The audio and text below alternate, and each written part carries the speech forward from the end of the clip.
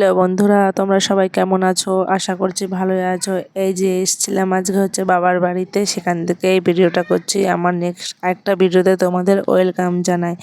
হচ্ছে এই দেখো, এখানটায় বাড়ির সামনে ছিলাম, দেখতে দেখতে একটি গাছের উপরে দেখেছো বিড়াল উঠেছে, সেখানে দাঁড়িয়েছিলাম। দিয়ে দেখতে দেখতে আমার মা আবার ডাকলো আমাকে খাওয়ার জন্য।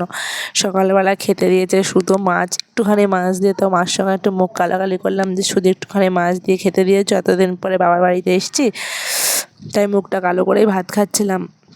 বলছে এতদিন পরে এসেছি আর আসবো না। দিয়ে দেখো খাওয়া দাওয়া শেষ। এখানটায় সামনে একটা পুকুর আছে আমাদের বাড়ির, সেখানটায় যে পুকুরটার সামনে দাঁড়িয়ে আছে। আর পুকুরটা কি জানো তো, চারিটা পাশে সবাই এরকম বাঁধিয়ে নিয়েছে, না হলে না ভেঙে যায় এবং বর্ষাকালে খুবই সমস্যা হয়। তার মধ্যে একটা জিনিস দেখো, বাঙালির বুদ্ধি কেমন, বলে না বাঙালির বুদ্ধি গিটে গিটে।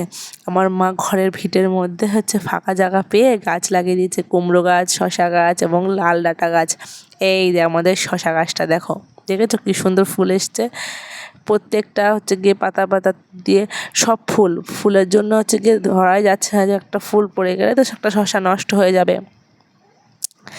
এই যে দেখছো আমি শশা খুঁজছি, এখানটায় শশা খুঁজে পাচ্ছিলাম না। ওই যে একটা শশা দেখা যাচ্ছিলো, তবু আমি খুঁজেই পাচ্ছিলাম না, কীরকম গন্ধর মতো খুঁজছিলাম, দেখেছো।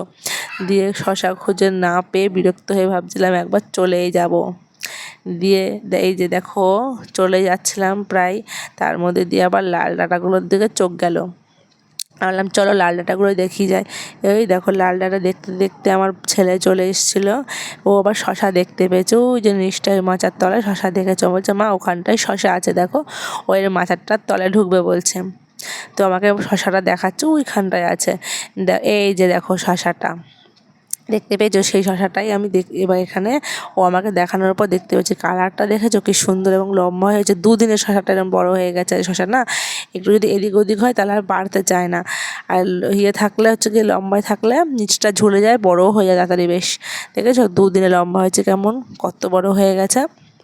আর সেটা কোনো সার ফার কিচ্ছু দেওয়া নেই, তাও এত বড় হয়েছে। এই যে আমার ছেলে বেরিয়ে এসে বলছে আমাকে দাও, নাহলে আমি আরেকটা ছিঁড়বো। ওই দেখো একবার এদিক তাকাচ্ছে, একবার ওদিক করছে শশা ছেঁড়ার জন্য, দেখেছো। এই দেখো তার মধ্যে আবার চলে এলাম হচ্ছে গিয়ে, ও দোকানে যাওয়ার জন্য বায়না করছিল, একা একাই চলে এসছে এতটা দূর, দেখেছো। এখান থেকে আবার বাড়ি গিয়ে হচ্ছে পুকুর আছে আমাদের ওই সামনে, ওখানটায় ওখান দিয়েও নেমে যাবে একা একা, নেমে গেছে প্রায়। আমি যে দেখছি এখানে বলতে বলতে যাচ্ছি তোমাদের সাথে কথা। দেখো কি করছো তুমি, এটা কই কত বড় মাছ ধরেছো দেখি তো, তোলো তোলো, মাছ ধরে আটকে গেছে, তোলো তাই তোলো, মাছ চলে যাবে না হলে। এই তো আটকে গেছে, তাই তোলো। উরি বাপরে, কত বড় মাছ ধরেছে বাবু। এই দে চল মাছ নিয়ে বাড়ি যাই চল। এই যে ব্যাটাকে ধরে নিয়ে এসছি, ব্যাটাকে যেই না ধরে নিয়ে এসছি সেই তোমার অভিনয় করছে আমার পায়ে ব্যথা লেগেছে, পাটা ধরলে দাও। আমি আবার আদর করে দিচ্ছি নকশা করে। আমি যে চলো বাড়ি ঘরে চলো চলো।